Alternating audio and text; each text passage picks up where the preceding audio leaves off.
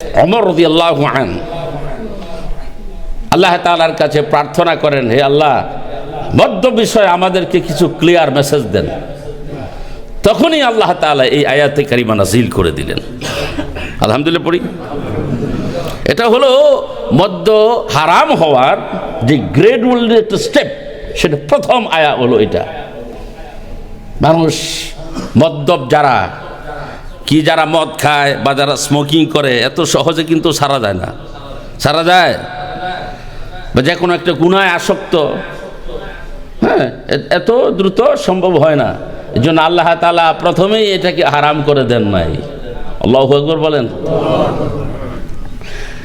আল্লাহ তাআলা বলেন, হাবিব হে, লোকেরা আপনাকে কোশ্চেন করে, এর ভিতরে আপনার সাহাবীরা আছে, তারা বলে, হাবিব হে, খামার মানি মদ্যপান কি আর জুয়া কি?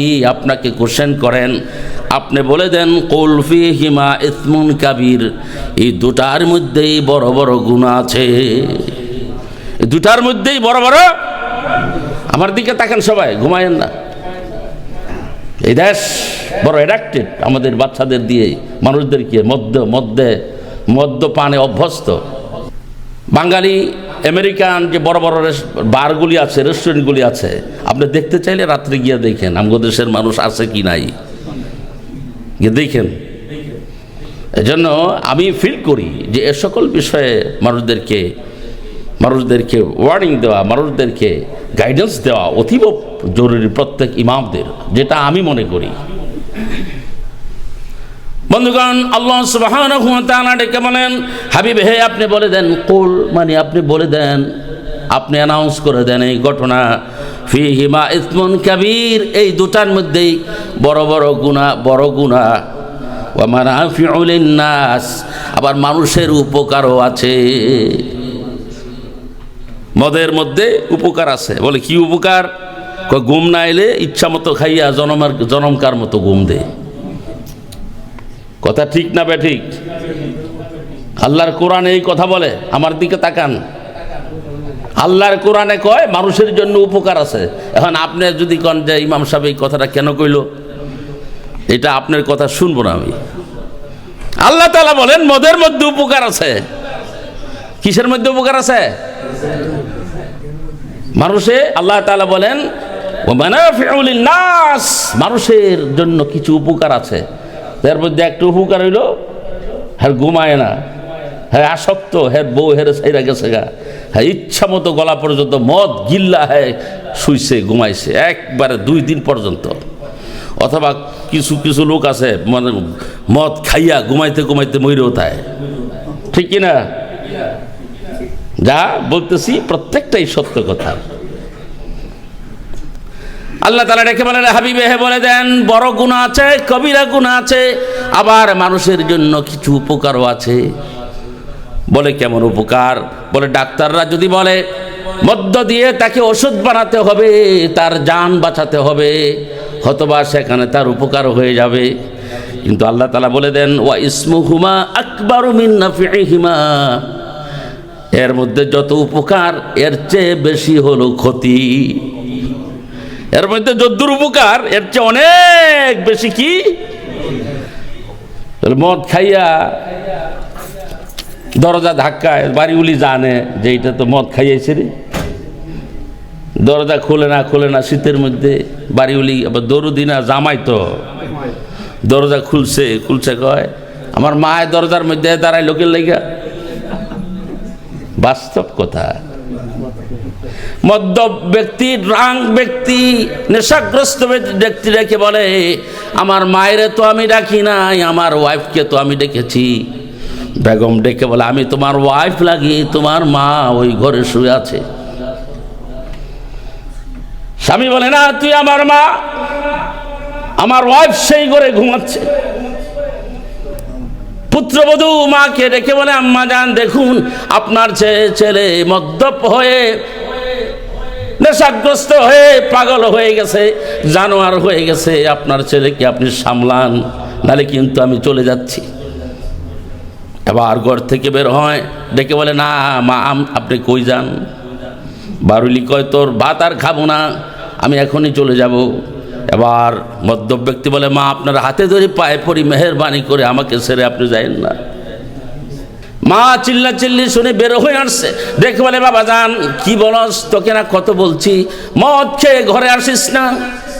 এবার পোলায় মায়েরে কয়, আপনি আমার বউ, তুই আমার বউ, তুই গিয়ে ঘরে ঘুমাই দিস তো আমার ভালাই একা। তাহলে স্ত্রীকে ডাকলো মা, আর নিজের মাকে ডাকলো তার স্ত্রী। আস্তাগফিরুল্লাহ পড়ি। মদ্যপ কাকে বলে, মদ কাকে বলে? ওয়াল খামরু কুল্লু শারাবিন খামারাল আকলা ফাসাতারাহু ওয়া গাত্তা আলাইহি। এটা হলো মদের ডেফিনেশন। কি? any drink that intoxicates the mind so it clouds and covers the brain. মদ্য হলো এমন এক জিনিস যেটা মানুষের মন এবং ব্রেনকে কভার করে দেয়, ঢেকে দেয়। ভালো, হক এবং বাতিল, সত্য এবং মিথ্যা, এর মধ্যে কোনো তামিজ করতে পারে না।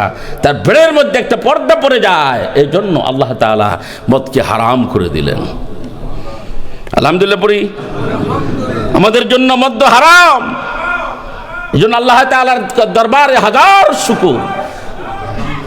আপনি চার্চে যান, সিনাগোগতে যান, গিয়ে দেখেন খ্রিস্টেরা, যারা প্রিস্ট, যারা রেবায়, তারা মদ খাইয়া নাচে।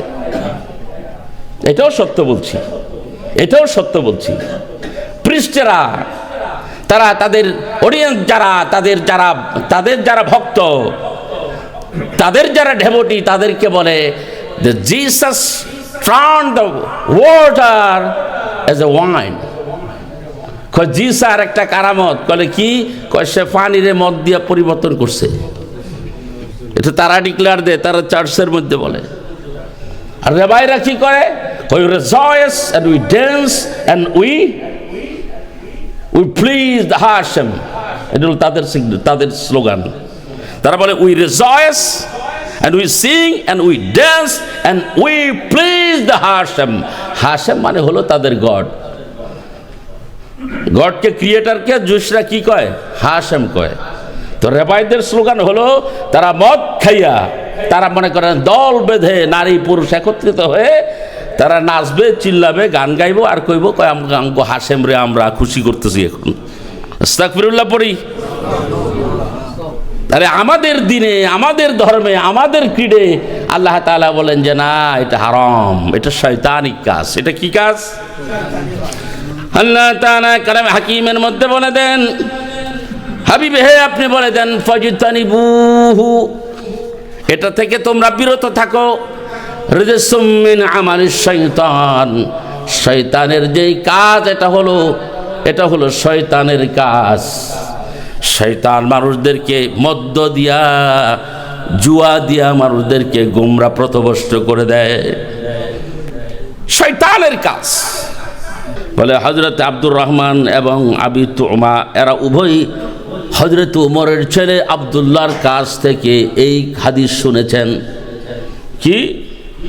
ইয়াকুল, তারা বলছেন, ক্বাল রাসূলুল্লাহ সাল্লাল্লাহু আলাইহি ওয়াসাল্লাম, তারা দুইজনে বলেন যে রাসূল করিম সাল্লাল্লাহু আলাইহি ওয়াসাল্লাম বলেছেন, আমাদের কাছে বলেছেন, বা আমরা শুনেছি। কার কাছ থেকে? হযরতে আব্দুল্লাহ ইবনে ওমর। আলহামদুলিল্লাহ পড়ি। দুইজন রাবি এখানে বর্ণনা দিচ্ছেন যে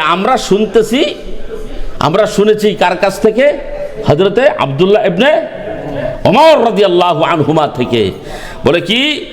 قال رسول الله صلى الله عليه وسلم لعنت الخمر على 10 أوجه। যে মদের বিষয়ে 10 ব্যক্তির উপর লানত করা হয়, অভিসম্পাত দেওয়া হয়। মদ সম্পর্কে 10 ব্যক্তিকে অভিশাপ দেওয়া হয়েছে এবং তারা সবসময় অভিশাপ পেয়ে থাকে। খুব ভালো করে শুনিয়ে যায় ইনশাআল্লাহ হাদিসটা। নাম্বার 1, বিআইনিহা ওয়া আউসিরিহা। নাম্বার 1 হলো মদ নিজেই একটা অভিশপ্ত বিষয়। মদ নিজেই একটা অভিশপ্ত বস্তু। মদ্য এটা আসলাম, এটা মদ আসলেই বস্তুগতভাবে এটা একটা অভিশপ্ত বিষয়। নাম্বার 1, মদ একটা অভিশপ্ত বস্তু। ওয়া আসরিহা, এবং মদ যে বানাবেন তার উপর অভিশাপ। ওয়া মুতাসরিহা, এবং মদ বানানোর পরে মদ যিনি পান করবেন তার উপর অভিশাপ। ওয়া বাইহা ওয়া বাইহা, যিনি মদ্যকে বিক্রি করবেন তার উপর অভিশাপ। ওয়া মুবতাইহা, এবং যিনি মদ্য কিনবেন তার উপর অভিশাপ।